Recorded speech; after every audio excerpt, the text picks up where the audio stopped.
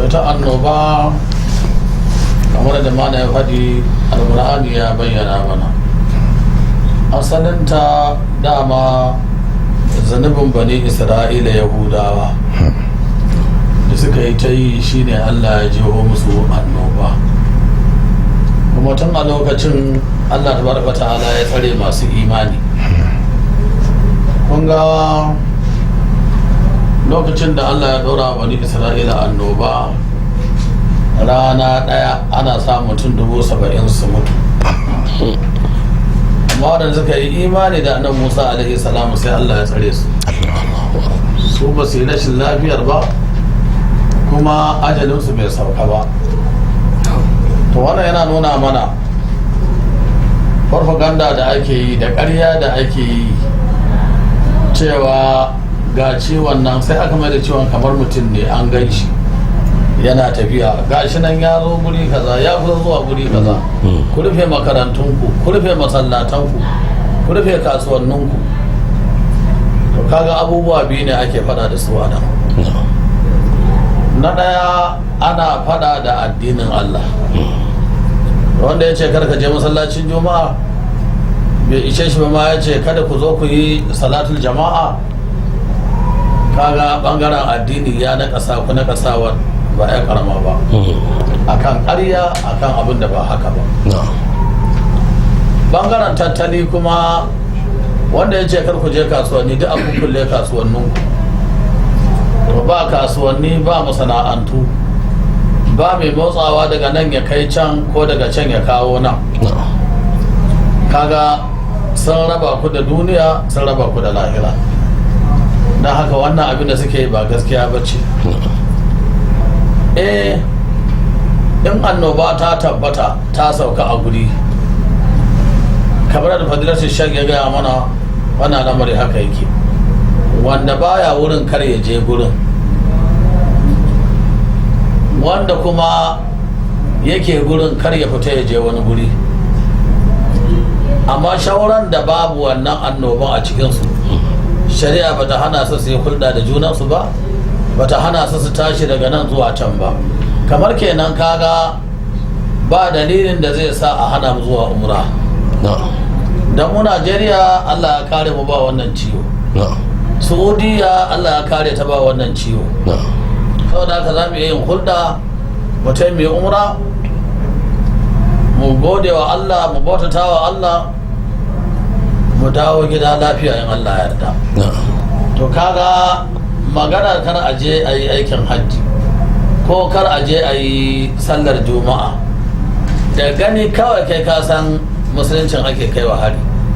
Da tsakani da Allah munan Najeriya duk jihohin da ka ji suna magana cewa su za su rufe makarantu ko za su rufe masallatai kar a je sallar juma'a, to ka tambayi gwamnan in gwamna ne magana, in kwamishina ne magana, in kuma kasa ce in minista ne magana, tambaye shi wannan garin ko wannan jihar mutane nawa ne suke da wannan ciwo na coronavirus din da ake magana. Kaga watakila ba zai ko ya ce maka mutum daya, to mutum daya in yi rashin lafiya ai ba a kiran wannan rashin lafiya ta sa annoba, ba a kiran rashin lafiyar mutum daya annoba. Ko mutane biyu ko mutane uku ko mutane 10 ko mutane 100, abinda ake kira annoba sai ciwon da ya mamaye jama'a, wanda in lissafi za a yi ba za a iya ba lissafi iya yawan mutanen da ba su da lafiya ba, kuma rashin lafiya ta zamo iri daya kuma lokaci daya, to ita ake kira annoba. Amma wanda can yana tarinsa ko wancan yana ciwon haƙarƙari ko wancan yana ciwon kai sai a kira wannan annoba. Misali wannan ba annoba ba ce, sai a ce sai an yi bincike ma wai sati biyu, kuma ba da za a shi ne na ce ba ba da za a yi kawai daga jin mutum yana tari ko daga jin mutum yana atishawa a ce shi kenan ya samu coronavirus. Ba ya yi binciken, wani likita ne ya bincika.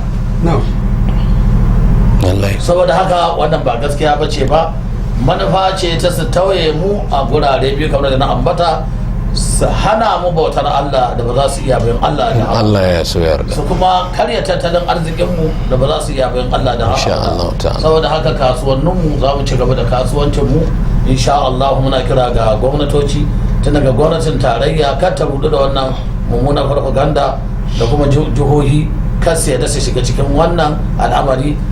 Abinda Allah ya kare ka sai ka je kana neman kuma Allah ya kawo maka shi. Tana yiwuwa Allah kiyaye, Allah kiyaye, Allah kiyaye, Allah kiyaye. In aka hana sallar juma'a Allah ya fishi, ko ya zama corona virus din ko kuma wata rashin lafiyar da Allah ya ga dama sai ya dora wa mutane. Tunda ya kare su su gode masa ba. A bar masu bautar Allah sai bautar Allah an hana. To lokacin da aka hana bautar Allah to an tsokana Allah. Subhanallah. Ai in kuka duba abin da ya faru da bani Isra'ila da Fir'auna, a lokacin bani Isra'ila sun yi imani da Annabi Musa alaihi salam. Abin da Taurata ta faɗi suna aiki. Fir'auna ya matsa musu, ya matsa musu, ya matsa musu. Ya kai ga ya hana su yin ibada. Har Annabi Musa alaihi salam ya ce to tunda an hana su ibada to su mai da gidajensu su zama masallatai. Aka yi haka Fir'auna bai bari ba, sai a sa a je a balle kofar gidan mutum. In aka samu mutum ko mutane 5 ko 6 ko sama da haka sun taru suna sallah, mutane Annabi Musa sai Fir'auna ya sa a kashe su, a hana su. So shi ne Allah ce falamma asafuna taqamna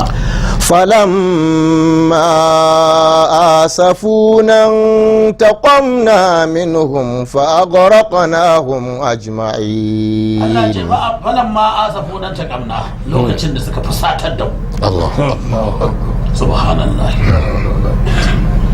In taqamna minhum. Allah ka kiyaye. Amin. Allah ka kiyaye. Allah ka kiyaye. Amin. Duk abin da muke faɗin nan ba ra'ayi bane ba, yana nan rubuce.